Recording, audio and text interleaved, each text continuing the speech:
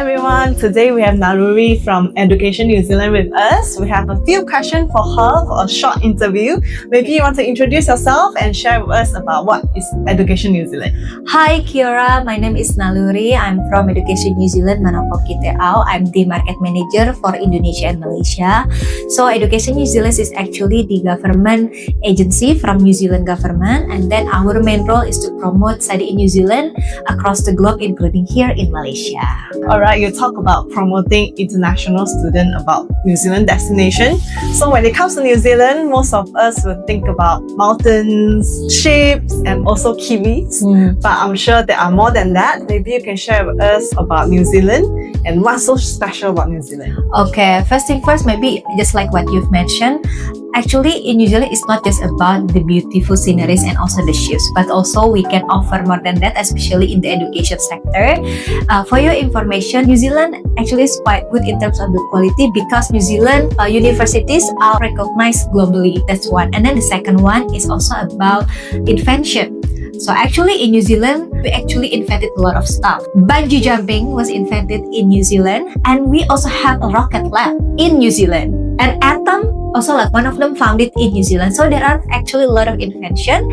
And lastly, we actually one of the countries export the dairy product not only in New Zealand but also across the globe. Thanks for sharing with us. Talk about bungee jumping, about outdoor activities, sceneries, and also quality education is the main point. Since it's a growing destination for New Zealand, for most of the international students, maybe you can share with us about how is the international student support and also the community like in New Zealand, especially for Malaysian students. Of course, in New Zealand, you cannot expect the same lifestyle like in Malaysia with the hustle bustle. It's quiet, but I always tell to my students that this is actually the right moment for you to focus on your study.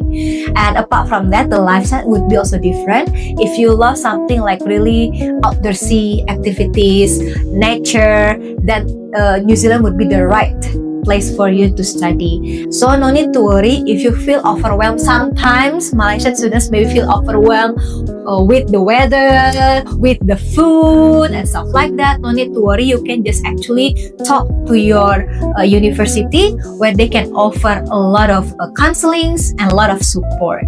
And when it comes to the Malaysian community, yes, we do have Malaysian communities in New Zealand, not only in big cities but also like smaller cities. Some universities, they also have the Malaysian communities at the school as well, so like club, so where you connect with them. They also have like really good activities called Bersatu Games. They will gather in different regions every year to do some sport competitions. So recently we just did that in Otago, and then there were around like 300 Malaysian students competing, because I know Malaysian students are very competitive. So that's how you actually feel home even though you are away from home. Sounds like there are so many activities and clubs and societies for students to actually engage in. So next question, most of the students heard about this, or maybe some of you might not heard about this. They actually have scholarship from the New Zealand government.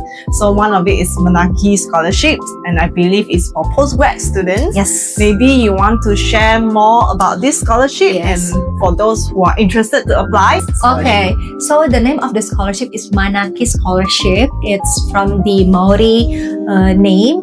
So fully funded scholarship only for postgraduate programs. So for master as well as PhD programs. If you can check the website www.newzealandscholarship.govt.nz here, you will be able to see all the details, requirements, eligible countries, and recommended subject. This is the most important thing because it's not for all the subjects. So there are specific subjects that you have to take, mostly in renewable energy, climate change and resilience, as well as good governance, for example, like public policy, law and justice, education, tourism, as well as disaster risk management. So those who are working in those fields, maybe you will be able to have a look on our website to find out the details. The opening usually in February each year. So don't forget to check on our website to find out more about Manaaki scholarships. Yep, we understand that Manaaki Scholarship is for postgrad student, including Malaysian Yes. in the eligible country. So I believe it's a full scholarship. Yes, correct. It is a full scholarship. So basically everything, starting from tuition fees, living allowance, maybe there will be also like settlement allowance, visa assistance. The thing is, even though you already have the scholarship, you can still work part-time, 25 hours per week. And then if you bring spouse, because again it's for major students, the spouse can actually work 40 hours during the week. And if you bring your kids and it's still under the primary age, they can be enrolled to our public schools for free. Alright, so this important note to take down. So if you have any more question or need any further assistance, just reach out to Sun Education Malaysia counselors. We'll be able to assist you as well. So last question for Naluri. So most of the international students will want to know about the job opportunities for them in New Zealand. Maybe you can share with us about how is it like for international students after they graduate, especially for fresh graduate. Yeah. Okay, so in New Zealand government actually offers quite a generous post-study work visa up to 3 years. So any international student completing their bachelor degree above, they will be able to apply or eligible to apply for the post-study work visa up to 3 years. So it depends on the study, the duration of study that they spend in New Zealand. With that post-study work visa, of course, you will be able to find a job in New Zealand. But I always tell my students that yes, from the government, we actually offer this post-study work visa, but it depends on you, on how to nail the interview. So I think since the very beginning, when you already like settle with your study and stuff like that, try to explore New Zealand. Maybe try the part-time or join the club and stuff like that. Why? Because who knows, the skill set that you will gain will be helping you in landing a job in New Zealand after graduating from your study. So that's my tips. But of course, apart from that, New Zealand also offers green list pathway. So for those who actually graduate from specific subjects, like for example STEM, engineering, or some other programs, you need to check on the Immigration New Zealand website. But with this green list pathway, you will be able or you will be eligible to apply for a temporary resident visa.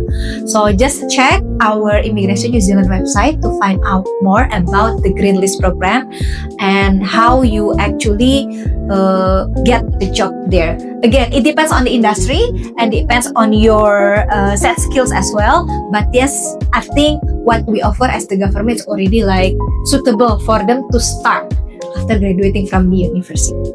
Alright, thank you so much for sharing, Naluri. So we already take note on the post-study work visa.